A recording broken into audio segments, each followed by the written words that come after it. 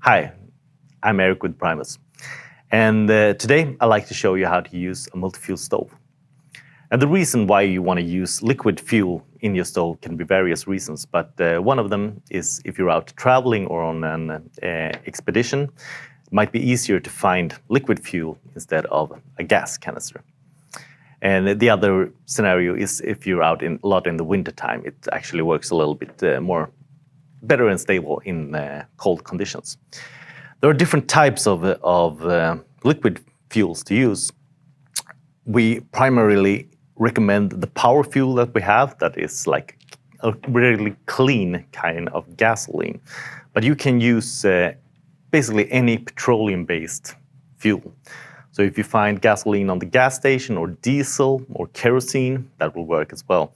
You just adjust it with the different jets in the stove. It's one large for gas. We have the middle one that works with gasoline, and the smallest one is for diesel and kerosene.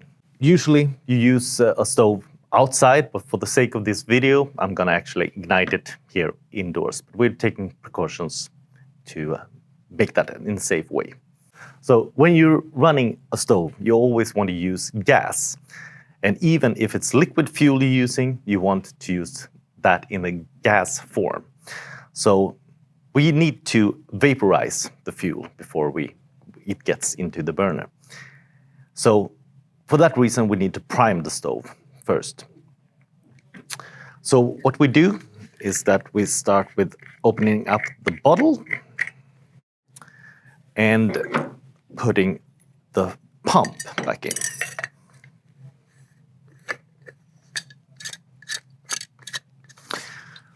The pump, we need to pressurize the bottle to get the fuel into the stove itself. And then you attach the bottle to the stove by turning the swiveling connection valve like this. Place the stove with the on facing upwards, then pump. And depending on how much fuel you have in the bottle and how much air rather, you need to pump more or less. If it's a full bottle, we recommend around 20 pump strokes, but if you've used fuel, then you need to pump more.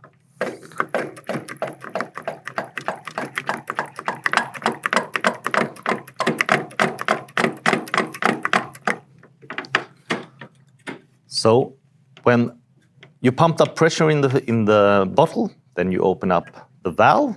First, the valve you have on the bottle, and then the valve on the stove itself.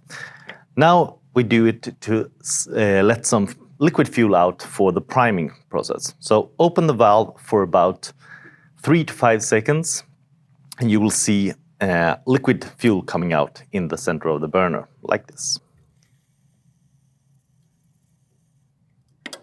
Then you use a lighter, or in this case, a fire stick, to ignite the gasoline.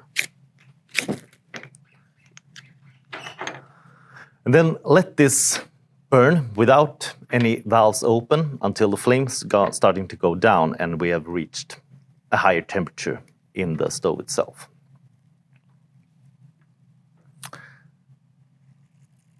What happens now is that the temperature in the burner itself reaches the boiling temperature of the liquid fuel we're using.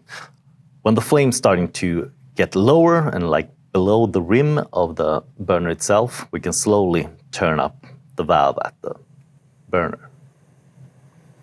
And we get a jet-like flame that we want to have in the stove.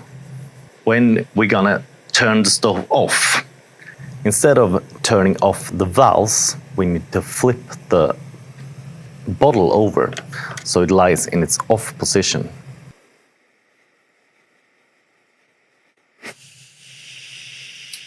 And there it burned out, and you can hear the overpressure from the bottle is letting out.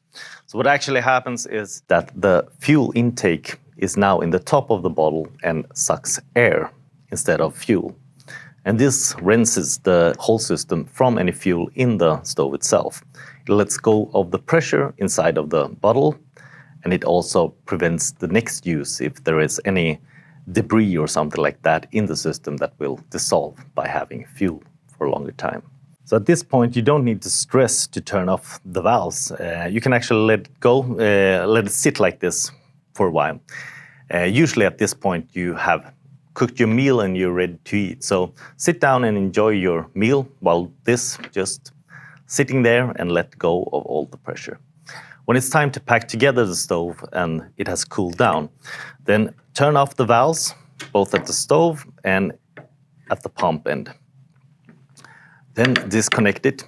Preferably, you can let it be in the off position, and that way there's extra precautions that you will not have any leak when you disconnect it. So that's pretty much how you use a liquid fuel stove. Thank you.